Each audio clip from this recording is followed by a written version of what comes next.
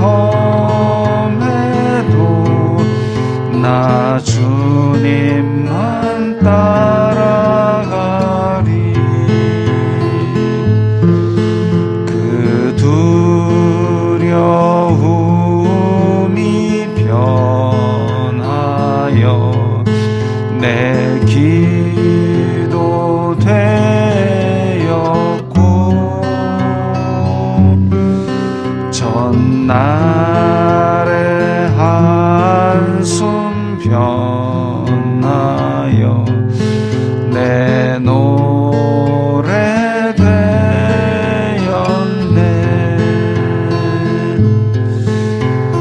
주님을 찬송하면서 할렐루야 할렐루야. 내 앞길 멀고 험해도 나 주님만 따라가리. 내 주는 자비하셔서 늘 함께 계시고 내 궁핍 밤을 아시고 늘 채워주시네.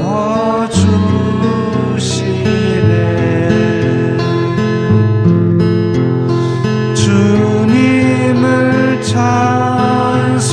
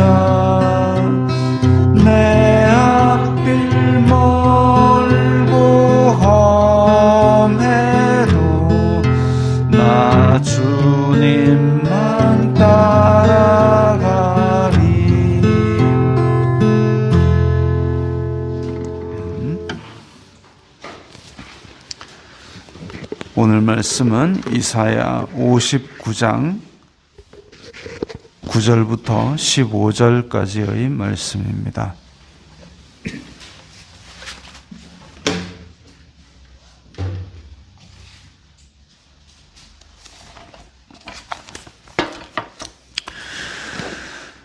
이사야 59장 9절부터 15절까지의 말씀 함께 읽겠습니다. 그러므로 정의가 우리에게서 멀고 공의가 우리에게 미치지 못한즉 우리가 빛을 바라나 어둠뿐이요 밝은 것을 바라나 캄캄한 가운데 행함으로 우리가 맹인같이 담을 더듬으며 눈 없는 자같이 두루 더듬으며 낮에도 황혼때같이 넘어지니 우리는 강장한 자 중에서도 죽은 자 같은지라. 우리가 곰같이 부르짖으며 비둘기같이 슬피 울며 정의를 바라나 없고 구원을 바라나 우리에게서 멀도다. 이는 우리의 허물이 주님의 앞에 심히 많으며 우리의 죄가 우리를 쳐서 증언하오니 이는 우리의 허물이 우리와 함께 있음이니라. 우리의 죄악을 우리가 아나이다. 우리가 여호와를 배반하고 속하였으며 우리 하나님을 따르는 데에서 돌이켜 포학과 패역을 말하며 거짓말을 마음에 잉태하여 나으니 정의가 뒤로 물리침이 되고 공의가 멀리 섰으며 성실이 거리에 엎드러지고 정직이 나타나지 못하는도다. 성실이 악을 떠나는 자가 탈취를 당하는도다. 여호와께서 이를 살피시고 그 정의가 없는 것을 기뻐하지 아니하시고. 아멘. 자, 오늘 본문에서 어떤 단어가 제일 많이 등장합니까? 쭉 읽으시면서 제일 많이 등장했던 단어가 이게 우리라는 단어입니다. 우리. 그래서 이사야가 하나님 쟤네들 좀 어떻게가 아니라 우리라고 하고 있습니다. 이사야가 분명히 하나님께 말씀을 받았고 제단 숯불로 입술을 정화했고 하나님의 영광을 이사야 6장에서 보았고 그랬는데도 여전히 백성들이 우우 가는 대로 같이 가면서 우상 숭배하고 점치고 했느냐? 아니요. 이사야는 그 죄악상들을 이제 하나님의 입장에서 봤을 겁니다. 저 백성들이 다 함께 죄를 짓는데 그게 죄인 줄 처절하게 깨달았을 겁니다. 그래서 그걸 하지 말라고 지위 고하를 막론하고 높은 사람들한테도 얘기하고 백성들한테도 선포하고 그랬는데도 불구하고 나는 죄를 안 지었어요. 하나님, 쟤네들 좀 어떻게가 아니라 우리가 라고 이야기하고 있습니다. 왜? 이스라엘 민족은 하나님 앞에서 공동체로 부름을 받았습니다. 그냥 이사야 너만 내가 내 백성이다.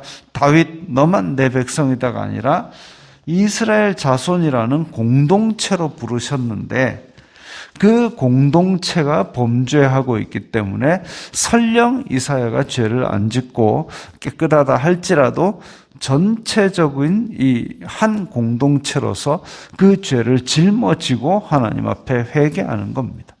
그게 마땅하죠. 대한민국에서도 사람들하고 이야기하다 보면 아이고 기독교인들 뭐 어쩌고저쩌고 욕을 합니다. 그럴 때에 그거는 일부분이야. 그건 일부분이야 라는 얘기를 한 순간 그쪽 사람하고 나하고는 선을 끊는 겁니다. 내가 손으로 뭘 훔쳤는데 그건 손이야 라고 끊어낼 수 있습니까? 그건 아니잖아요. 그건 손이 한 거지 내가 한 게 아니야가 아니라 내가 잘못했다 이래야 되는 거죠. 그겁니다. 나 또한 어디 가서 하나님의 눈으로 보면은 죄악이 드글드글한 거죠. 그런데 나보다 뭔가 다른 일을 했다 해서 그건 손이야라고 끊어내는 것이 아니라 하나님께서 부르신 공동체로서의 책임을 같이 지고 회개하는 것이 마땅합니다. 교회의 머리는 예수 그리스도시요 우리는 다 그분의 지체입니다. 그분의 지체이고 그리고 교회는 사단의 회라 부를 만큼 타락하기도 하고 덜 거룩하기도 하고 더 거룩하기도 하고 그런 상태인데 나보다 조금 덜 거룩하다 해서 끊어내치는 것은 내가 그렇게 끊어내칠 수 있는 그런 권한을 가진 사람이 아닙니다. 그래서 하나님께서 공동체로 부르셨기 때문에 그것을 짊어지고 우리가라는 얘기를 하고 있습니다. 그런데 9절에 보면 정의가 우리에게서 멀고 공의가 우리에게 미치지 못하다. 하나님께서 공동체 전체에 원하시는 두 가지 덕목이 정의와 공의입니다.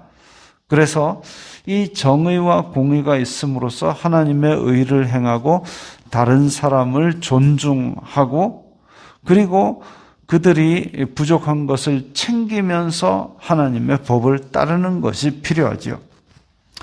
또 가난하다 해서 무조건 그 사람을 편들라는 말이 아닙니다.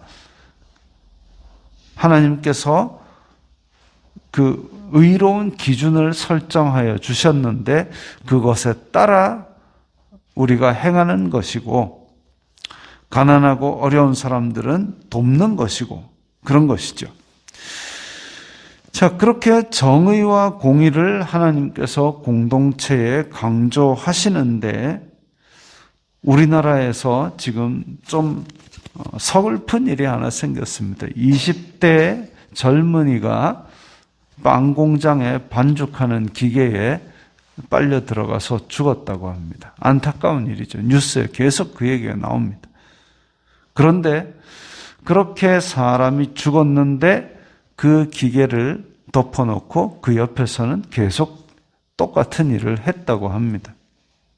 이게 참 불쌍히 여기는 마음을 가지고 그걸 정돈하고 그런 일이 다시는 일어나지 않도록 그렇게 해도 모자랄 판에 그걸 덮어놓고 그대로 옆에서 계속 작업을 했다라는 거죠. 이거는 정의도 아니고 공의도 아닙니다. 문제가 심각한 거죠. 그래서 이런 부분, 근데 또 어떤 사람들은 그 빵을 오늘부터 불매운동 하자. 불매운동 하면 누가 고생입니까? 결국은 또 전국에 있는 수많은 빵집이 왜 이렇게 안 팔리지 하고 더 힘든 겁니다. 그래가지고 더 힘들어가지고 그 빵집에 있는 또 알바생을 자르면 또 젊은이들이 사지로 내몰리게 됩니다. 그게 쓸데없는 그런 분노만 하지 말고 정확하게 법적인 절차를 밟고 책임질 사람은 책임지고 우리가 그 죄를 짊어지고 우리가 함께 고쳐나가야 될 것이죠. 어려운 사람들은 불쌍히 여기고 잘못된 것은 고쳐나가고 그래야 정의이고 그래야 공의입니다. 그런데 지금 이 이스라엘 자손들 가운데도 정의와 공의가 엉망진창이 되고 있었나 봅니다. 10절에 우리가 맹인같이 담을 더듬으며 들어도 깨닫지 못하고 하나님의 말씀을 선포해도 그것을 깨닫거나 고치거나 하지 않는 상태를 말합니다. 낮에도 황혼때같이 넘어지니 분명히 밝은데 하나님의 말씀도 다 있는데 그런데 넘어지는 거죠. 왜? 말씀을 안 들으니까. 우리는 강장한 자 중에서도 죽은 자 같은지라. 이게 참 애매한 말인데요. 강장한 자, 이런 말 안 쓰잖아요. 건강한 사람 가운데도 죽은 자 같으리라. 차라리 이게 나을 겁니다. 근데 이 강장한 자라고 하는 이 히브리어 단어가 뜻이 참 애매하답니다. 뜻이 참 비슷한 뜻으로 애매한 게 아니라 여러 가지 뜻이 있는데, 그래서 난외주에 보면 우리는 어두운 데 처하여 죽은 자 같은지라, 이런 번역도 있습니다. 실제로 성경을 라틴어로 번역했던, 최초로 라틴어로 전체 신구약을 번역했던 그 사람도 무덤 이런 식으로 번역을 했고, 어두운데, 종교개혁자 마틴 루터도 황야, 황무지 중에서도 죽은 자 같은지라, 이런 식으로 번역을 했고, 또 어떤 영어 성경과 또 히브리어 성경에서는 그 뒤에 나오는 죽은 자 같은지라라는 말과 대조되어야 되기 때문에, 그래서 건강한 자 혹은 비옥한, 살찌고 건강한, 이런 의미로 그렇게 번역을 했습니다. 그래서 앞에 있는 문장의 전체 맥락을 보면 건강한 자 중에서도 죽은 자 같은지라, 건강한 것 같으면서도 죽은 것 같은지라, 눈은 뻔히 뜨고 있는데도 맹인처럼 막 부딪히고, 또 하나님의 말씀을 다 듣는 것 같은데도, 그래서 제사 다 드리는 것 같은데도 정녕 생명은 없는 자 같은 그런 상태를 말합니다. 그야말로 앞에서 종교적인 행위는 다 있으면서도 여전히 점을 치고 백성들을 압제하고 이런 죄를 같이 범하는 그런 이스라엘 백성의 상태를 말하는 거죠.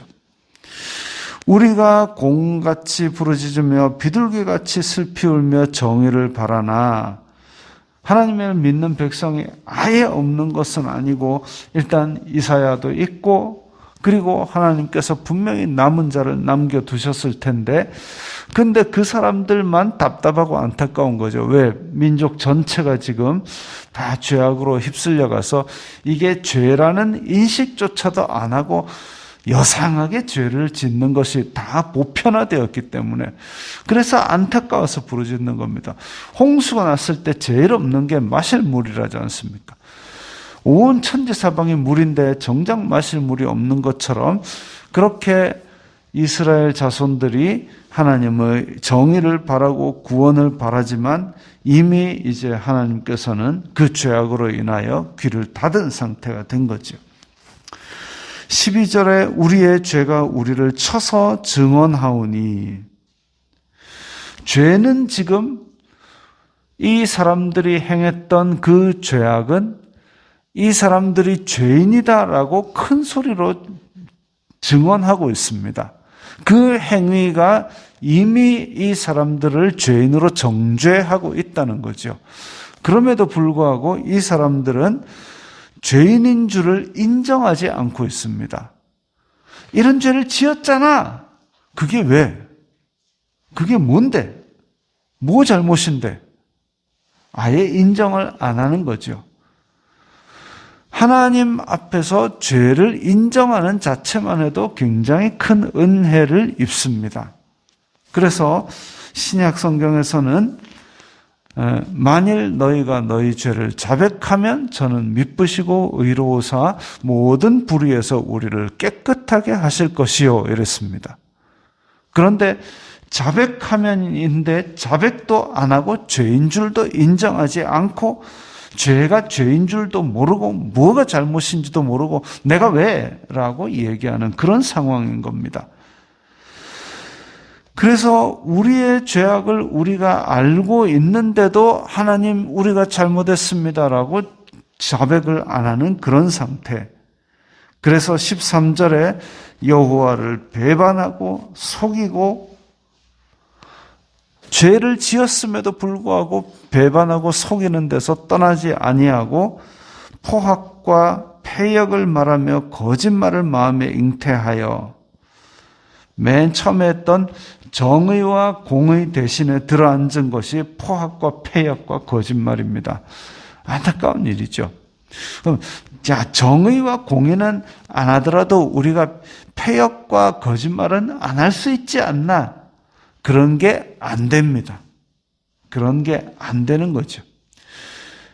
종이 되는 것에 대해서 예수님께서 말씀하시기를 이쪽 정도 안 되고 저쪽 정도 안 되고 아니면 이쪽도 섬기고 저쪽도 섬기고 그게 안 된다 그랬습니다. 하나님을 섬기지 아니하면 물질의 종이 되든지 탐욕의 종이 된다고 말씀하고 있습니다. 하나님의 종이 아니라면 사탄의 종이 되는 것이 바로 이 영적인 세계의 법칙입니다.